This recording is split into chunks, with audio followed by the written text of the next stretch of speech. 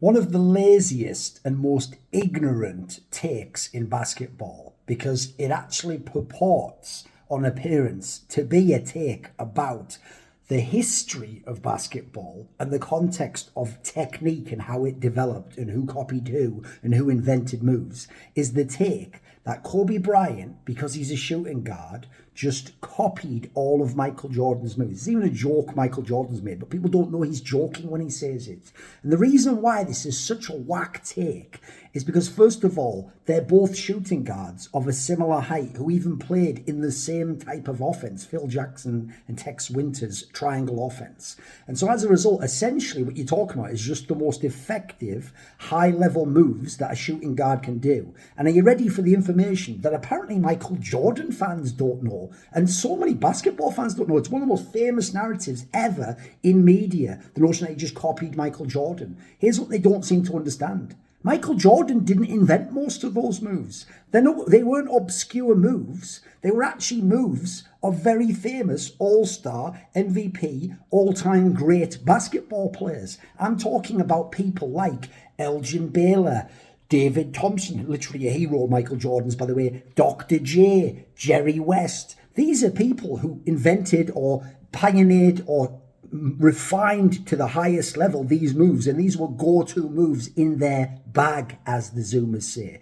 In fact, in the 1998 Michael Jordan biography, For the Love of the Game, My Story, there is this quote. He says, "I built my talents on the shoulders of someone else's talent. Without Julius Erving, David Thompson, Walter Davis," there's a name you don't hear very often, "and Elgin Baylor, there would never have been a Michael Jordan. I evolved from them." It's not stealing when you copy these moves, and that's why Michael Jordan copied them and made them part of his skill set, part of his toolkit. It's like the all-time great basketball coach John Wooden said.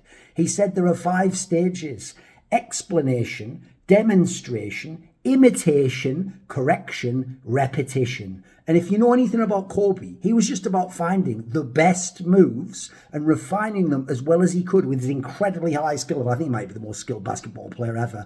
And also, if you know actually his game and you watched it over the years, yeah, you can watch those videos where he's doing identical moves to Michael Jordan. You can not only listen to interviews, but you can look at his game. He worked on his sky hook because of Kareem. That's nothing to do with Michael Jordan. He worked on his baby hook because of Magic and the no-look passes. He was way better than that than Jordan. He worked on defensive moves from Gary Payton, how you swipe the ball and steal it. Jordan had a totally different style of how to play defense. He worked on post moves with with Hakeem Olajuwon. Even though loads of players over those years worked with Hakeem Olajuwon, he's one of the few who actually implemented that into the game, and especially in like the latter sort of quarter or third of his career, he really made post moves a really effective aspect. Obviously, there was no point having that in the early days of Shaq. You couldn't go down on the block. He was the best at that. He had all the drop steps, all that stuff, and he was just the most dominant player at the time. So this notion he stole their moves, it's such a childish, reductive way of thinking about basketball, about greatness, and about refining.